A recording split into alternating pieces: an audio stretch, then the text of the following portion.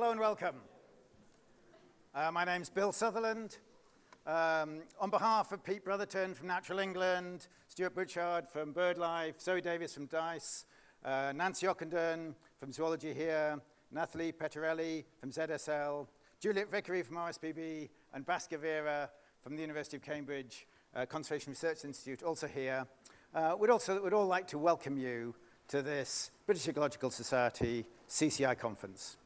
I'd also like to say thanks to Amelia Simpson, Amy Hinsley, Ben Connor, and Jackie Kane, who have been the efficient BES staff that have made this a fairly painless process for us conservationists. This meeting is to celebrate the opening of the David Attenborough building as the home of the Cambridge Conservation Initiative. Last week, David Attenborough was abseiling down the Green Wall, giving his opening for the building. I feel rather embarrassed just standing here. I think at least I should have parachuted in or be dangling from the lights or something. So, sorry to be so boring. The chairs for each of the sessions, leading figures in the various Cambridge Conservation Initiative organizations, will each give a one-sentence introduction of their organizations. So conservation works. We have successes. Land is protected, and it's sometimes very well managed. Legislation is okay, sometimes it's very good, and it sort of works. And we have hard-working, committed, skilled, and conscientious land managers, practitioners, policymakers, researchers, organizational staff, civil servants, and even some politicians, ministers, and presidents. Yet with the current approaches, there's an inevitable amateurism to the linking of science and policy. Most weeks, including this week, I come across an example of obvious inefficiency ranging from local on-ground practice to high-level government decisions such as the ash disease debacle. These problems range from failing to foresee the predictable, believing expert opinion is in any way equivalent to what could be gained by sharing global experience, a mismatch between the aims of science and the needs of policy, a mismatch between media reporting and the underlying science, a lack of routine use of decision-making tools, a failure to distinguish science from values and a sensible incorporation of the two, and an almost complete lack of feedback from the experience of ground managers to others in the global community.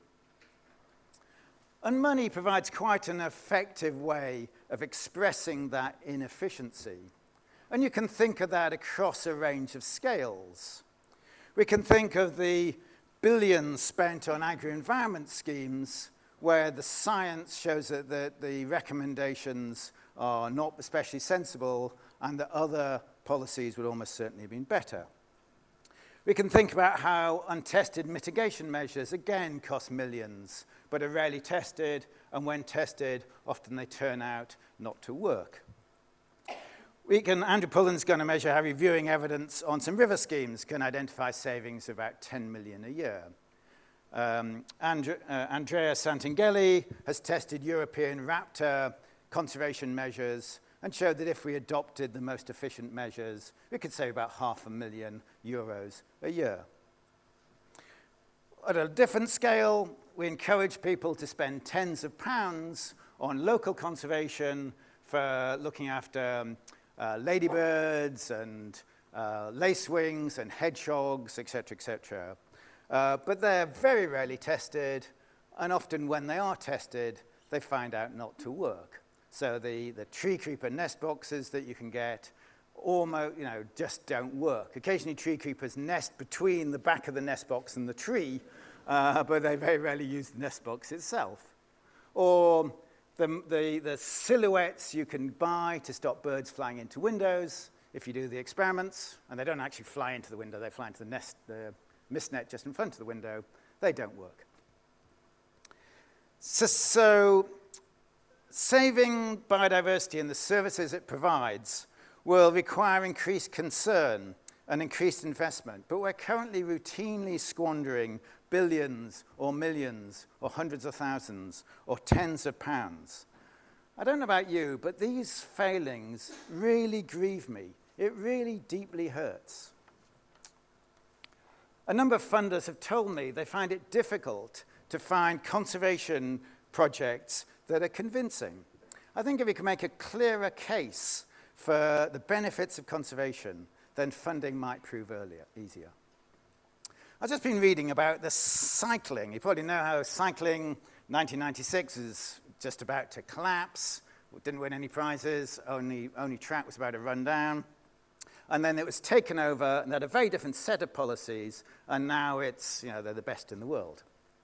And they did a number of measures. One of the measures they did is that they've been trying to aggregate marginal gains.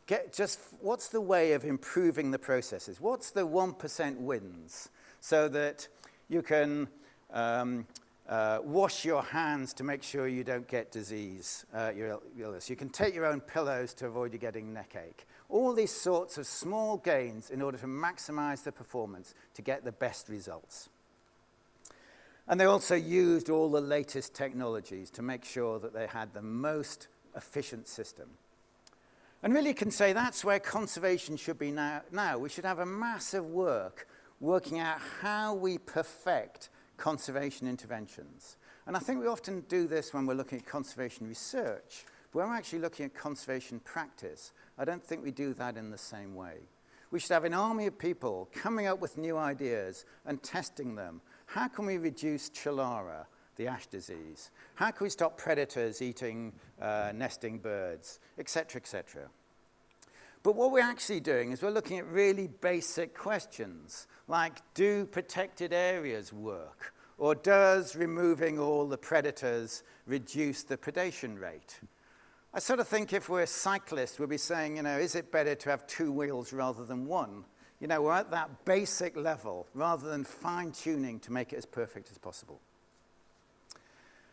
So the organization community and I decided that what we wanted to do is slice up the policy and practice process and then identify an expert in each of those fields in order to describe how the process works and how we could improve that process.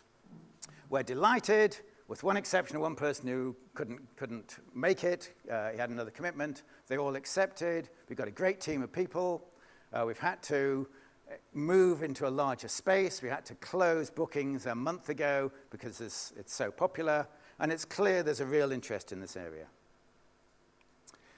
So we're starting the program by people giving their perspectives on what the problem is, and 2 experienced policymakers talking about their experiences.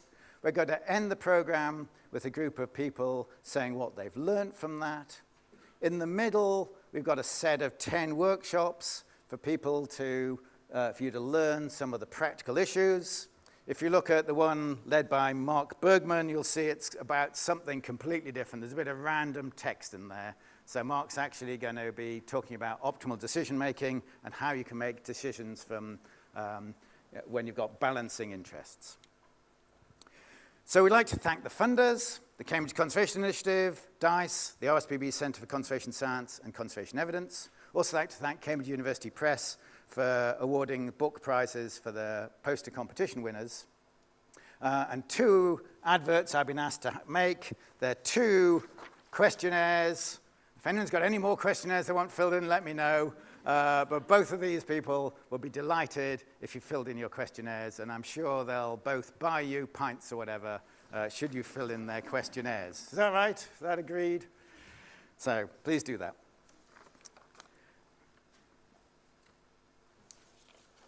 So on behalf of the organizing committee, we really hope that you enjoy these days, enjoy the new building, and especially participate in a much-needed transformation of the means of linking science and policy. And for the first session, it's chaired by Andy Clements from Natural England and the British Trust for Ornithology.